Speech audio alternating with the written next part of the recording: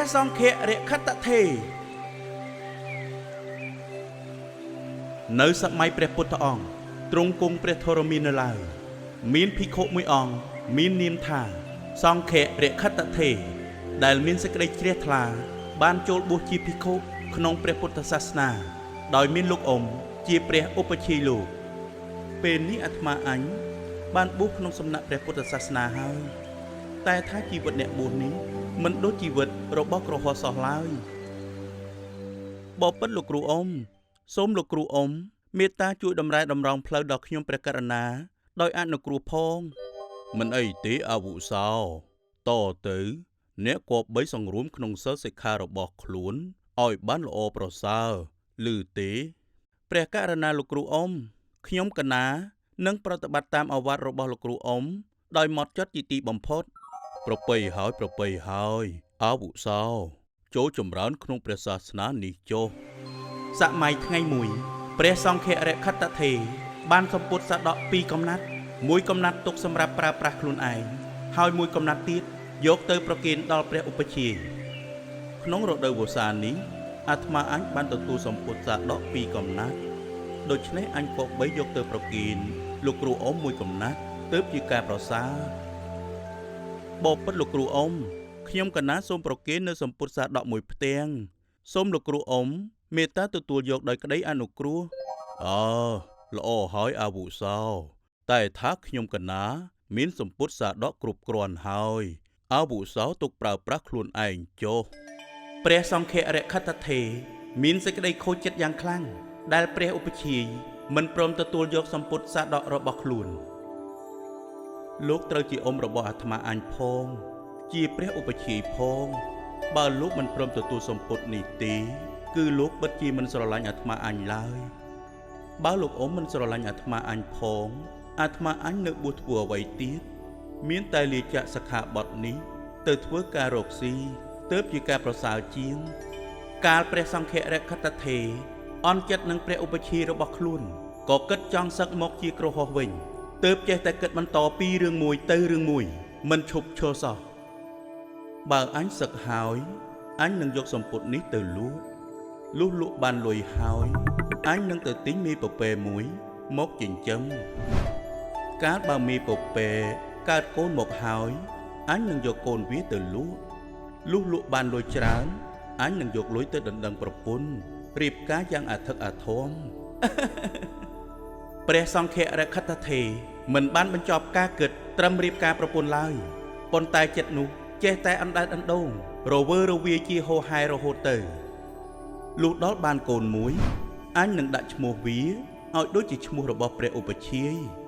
រួចអញនឹងនាំយកទៅលេងព្រះឧបជារបស់អញពេលដែលអញធ្វើដំណើរទៅដល់ពាក់កណ្ដាលផ្លូវអញនឹងពោកូននោះផ្លាស់វៀនគ្នាម្នាក់ម្ដងជាមួយនឹងភរិយាអញបើប្រពន្ធអញមិនចេះពោនិងមិនចេះលួងលោមកូនធ្វើបាបកូនហើយបោះវាចោលនៅតាមផ្លូវរទេះពេលនោះកង់រទេះនឹងកិនសង្កត់លើកូនអញស្លាប់អញនឹងយករំពាត់ខ្សែតីវាប្រពន្ធអញក្នុងពេលដែលព្រះសង្ឃរខត្តថេរគិតបណ្ដាបកផ្លិតប្រគិនព្រះឧបជាបណ្ដាយ៉ាងដូចនេះហើយចិត្តដែលនឹកគិតរវើរវាយនោះក៏បណ្ដាលឲ្យយកផ្លិតទៅវាយព្រះសេរសារបស់ព្រះឧបជារបស់ខ្លួនឮសូរសំឡេងប៉ាំងតែម្ដងណែលោកឯងចេះតែយ៉ាងម៉េចនឹងណែលោកឯងវាមានទុក្រាមមិនបានឬទើបបានជាមកវាយព្រះឧបជាខ្លួនឯងយ៉ាងដូចនេះទៅវិញ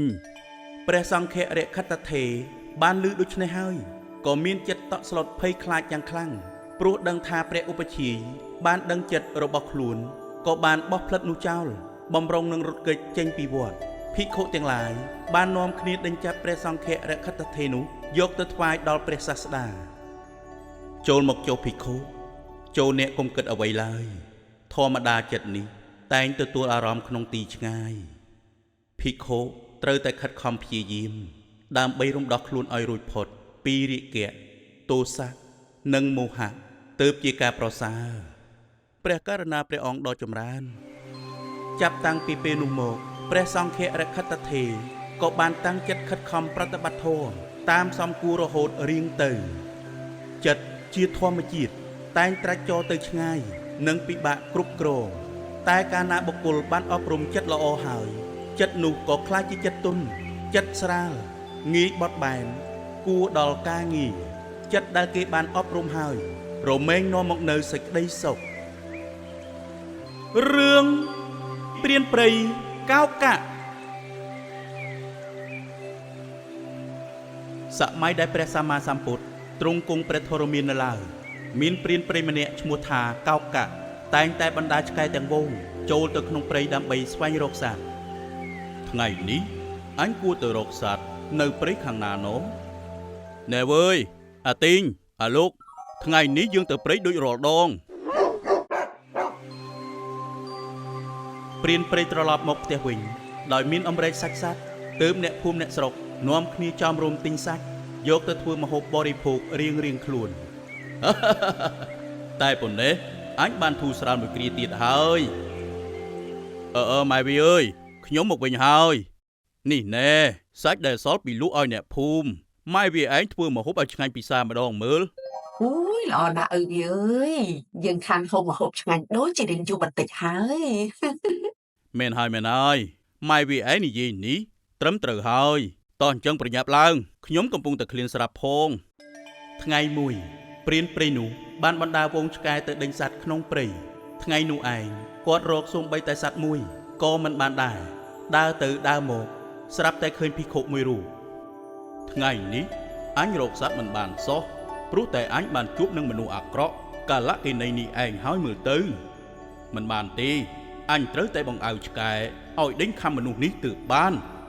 កាលបានីព្រានព្រៃបានគិតដូច្នោះហើយក៏មានសេចក្តីក្រោធខឹងយ៉ាងខ្លាំងនឹងភិក្ខុរូបនោះទើបគាត់ក៏បានបង្អើឆ្កែឲ្យដេញខំភិក្ខុនោះណែអាលោកអាទីងពួកឯងដេញខំម្នាក់នោះភ្លាមទៅឮទេអើភិក្ខុរូបនោះបានរត់ឡើងទៅលើដើមឈើកុំឲ្យឆ្កែវាខំបាននាយព្រានព្រៃបានដេញតាមមកទាន់ឃើញភិក្ខុរូបនោះឡើងដើមឈើក៏យកលំពេងចាក់បាត់ជើងលោកចម្រើនពរញោមសូមកុំចាក់បាត់ជើងអាត្មាភាពអីអាត្មាភាពមិនបានធ្វើអ្វីរំខានដល់ញោមទេយើអត់រំខានទៀតអីធ្វើឲ្យអញសយពេញមួយថ្ងៃទៅហើយថាមិនបានរំខានទៀតភិក្ខុនោះបានអង្វរកព្រានព្រៃជាច្រើនដងដដែលតែព្រានព្រៃចិត្តបាបចង្រៃមិនព្រមស្ដាប់ពាក្យរបស់លោកឡើយ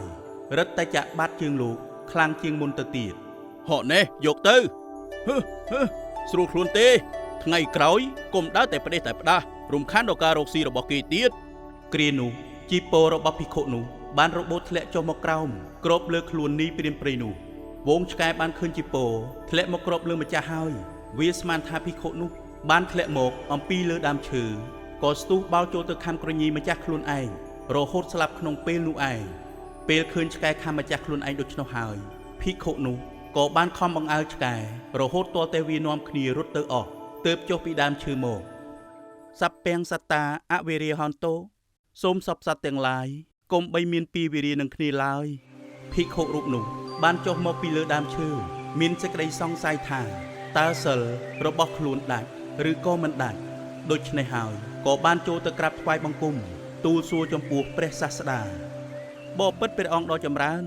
តើសិលរបស់ខ្ញុំព្រះអង្គមានដាច់ឬយ៉ាងណាសូមព្រះអង្គសម្ដែងឲ្យទានក្រាបទូលមនាលភិក្ខុសិលរបស់អ្នកមិនដាច់ទេមនាលភិក្ខុបុគ្គលណាមិនប្រទូសចំពោះអ្នកដែលមិនប្រទូសតបជាអ្នកស្អាតបរិសុទ្ធមិនមានកិលេសដូចជាទីទួលបាបរមែងត្រឡប់មករកបុគ្គលពីលនោះវិញដូចជាធូលីដ៏ល្អិតដែលបុគ្គលបាចសាចទៅកាន់ទីច្រាស់ខ្យល់រមែងរសាត់មករកខ្លួនវិញយ៉ាងនោះឯងបុគ្គលមិនគប្បីប្រទូសចំពោះអ្នកដែលមិនប្រទូសតបឡើយបាបកម្ម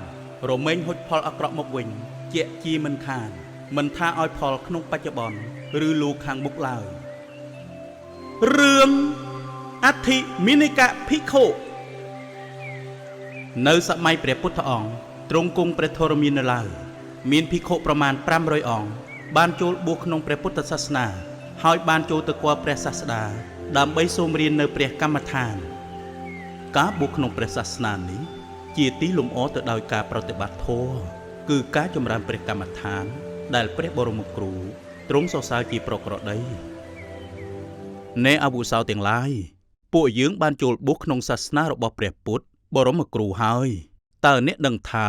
ពួកយើងគួរធ្វើអ្វីទេខ្ញុំកណាគិតថាយើងគួរតែសិក្សានៅព្រះពុទ្ធវចនៈឲ្យបានស្ទាត់ជំនាញទៅខ្ញុំកណាគិតថាការប្រតិបត្តិធម៌ដែលព្រះពុទ្ធអង្គបានបង្រៀនហើយគឺជារឿងដែលយើងត្រូវធ្វើណាណែអវុសោទាំងឡាយព្រះពុទ្ធអង្គទ្រង់តែងសរសើរចំពោះការប្រតិបត្តិធម៌គឺការចម្រើនព្រះកម្មដ្ឋានជាប្រក្រតីដូច្នេះពួកយើងក៏បីចូលទៅសូមរៀនព្រះកម្មដ្ឋានពីព្រះអង្គល្អទេត្រឹមត្រូវហើយអវុសោពួកយើងគួរប្រតិបត្តិកម្មដ្ឋានទើបជាការប្រសើរភិក្ខុទាំងនោះបានរៀននៅកម្មដ្ឋានក្នុងសំណាក់ព្រះសាស្តាហើយបានក្រាបថ្វាយបង្គំលាព្រះអង្គទៅបំពេញសាមណធម៌ក្នុងព្រៃស្ងាត់មួយណែអវុសោទាំងឡាយខ្ញុំកណាគិតថាទីនេះស័ក្តិសមសម្រាប់យើងចម្រើនកម្មដ្ឋានណាព្រោះថាជាព្រៃស្ងាត់ល្អមែនហើយខ្ញុំកណាគាំទ្រតែថាព្រៃនេះមើលទៅគួរឲ្យខ្លាចណាស់មិនជាអ្វីទេធម្មតាព្រៃស្ងាត់ជាទីអាស្រ័យនៅនៃពួកទេវតាទាំងឡាយដូច្នេះគេមិនបៀតបៀនអ្នកចម្រើនធម៌ឡើយពួកភិក្ខុទាំងឡាយបានខិតខំប្រតិបត្តិធម៌រៀងៗខ្លួនរហូតបានសម្រេចឈានតែសម្គាល់ថាខ្លួនបានសម្រេចដល់ព្រះអរហត្តផលទើបបាននាំគ្នាទៅក្រាបទូលដល់ព្រះសាស្តាអំពីគុណធម៌ដែលខ្លួនបានហើយពេលនេះអាត្មាអញបានសម្រេចនៅគុណធម៌ជាន់ខ្ពស់ហើយគួរតែនាំគ្នាទៅទូលដល់ព្រះបរមគ្រូហើយតោះអវុសោទាំងឡាយពួកយើងគួរនាំគ្នាទៅគាល់ព្រះបរមគ្រូទូលថ្វាយអំពីអ្វីដែលពួកយើងបានសម្រេចហើយមែនទេតអវុសោទាំងឡាយក្នុងខណៈដែលភិក្ខុទាំងនោះមកដល់ខ្លោងទ្វារវត្តព្រះបរមសាស្តាទ្រង់ត្រាស់ឲ្យព្រះអានន្ទទៅប្រាប់ភិក្ខុទាំងនោះឲ្យនិមន្តទៅព្រៃខ្មោចជាមុនសិនខ្ញុំកណាទាំងអស់គ្នាសូមនមស្ការព្រះអានន្ទដ៏ចម្រើនប្រពៃហើយអវុសោទាំងឡាយពេលនេះព្រះពុទ្ធអង្គកំពុងគង់សមាធិនៅឡើយទេដូច្នេះអវុសោទាំងឡាយសូមនិមន្តទៅកាន់ព្រៃស្មោសានសិនចុះកណាព្រះអានន្ទដ៏ចម្រើនពួកយើងនឹងទៅកាន់ព្រៃស្មោសានភ្លាមពួកយើងសូមថ្វាយបង្គំលាសាធុសាធុសាធុអវុសោទាំងឡាយភិក្ខុទាំងនោះកាលបានទៅកាន់ព្រៃស្មោសានលុះបានឃើញនៅសាកសពដែលនៅស្រស់ល្អនៅឡើយនោះចិត្តក៏ក្រើកញាប់ញ័រភ្លាមមួយរំពេចទើបដឹងខ្លួនថាពុំទាន់បានសម្រេចធម៌ជាន់ខ្ពស់នៅឡើយទេពុទ្ធោអើយតាមពិតអាត្មាអញមិនទាន់បានសម្រេចនូវគុណធម៌អ្វីឡើយណែអវុសោទាំងឡាយតាមពិតពួកយើងកំពុងតែសម្គាល់ខុសហើយកំពុងតែមានទិដ្ឋិខុសហើយមែនហើយពួកយើងបានសម្រេចធម៌មែនហេតុអ្វីក៏ចិត្តរបស់យើងកម្រើកពេលឃើញសាកសពដូច្នេះគ្រានោះព្រះសាស្តាទ្រង់បញ្ចេញព្រះរស្មីផ្សាយទៅដូចជាទ្រង់ប្រថាប់គង់នៅក្នុងទីចំពោះមុខនៃភិក្ខុទាំងឡាយហើយទ្រង់ត្រាស់នៅព្រះគាថានោះថាមនាលភិក្ខុទាំងឡាយឆ្អឹងទាំងឡាយណាមានសម្បុរដូចសត្វព្រាបដែលគេចោលហើយដូចផ្លែឃ្លោកក្នុងសរតកាលក្នុងរដូវធ្លាក់អាប់សេចក្តីត្រេកអរអ្វីណូរបស់អ្នកទាំងឡាយនឹងកើតមានព្រោះតែឃើញឆ្អឹងទាំងឡាយនោះបបិទ្ធព្រះអង្គដ៏ចម្រើនសូមព្រះមេត្តាប្រោសសម្ដែងឲ្យទានក្រាបទូលធម្មតាថ្មតានមិនកម្រើកដោយខ្យល់ព្យុះយ៉ាងណាមិញចិត្តរបស់ព្រះអរិយបុគ្គលក៏មិនកម្រើកដោយរិគៈទាំងឡាយក៏យ៉ាងដូច្នោះដែរភិក្ខុទាំងឡាយកាលបានស្ដាប់ព្រះពុទ្ធឱវាទដូច្នេះហើយក៏កើតសេចក្តីបេតិប្រមោទជ្រះថ្លាឡើងក៏បានសម្រេចអរហត្តផលរៀងខ្លួនទៅហើយថ្មតានមិនកម្រើកដោយសារខ្យល់ព្យុះយ៉ាងណាមិញចិត្តដែលបុគ្គលបានអប់រំល្អហើយរមែងមិនកម្រើកញាប់ញ័រដោយរឿងរ៉ាវខាងក្រៅក៏យ៉ាងនោះដែរព្រោះហេតុនោះបុគ្គលក៏បីចម្រើនចិត្តអប់រំចិត្តជាប្រចាំទើបធ្វើឲ្យចិត្តមានសុខភាពល្អគ្រប់កាលទាំងពួងសូមចុចលើប៊ូតុង Subscribe រួចចុចរូបកណ្ដឹងដើម្បីទទួលបានវីដេអូជាទីជ្រះថ្លាជាច្រើនទៀតពីមេគាព្រះធម៌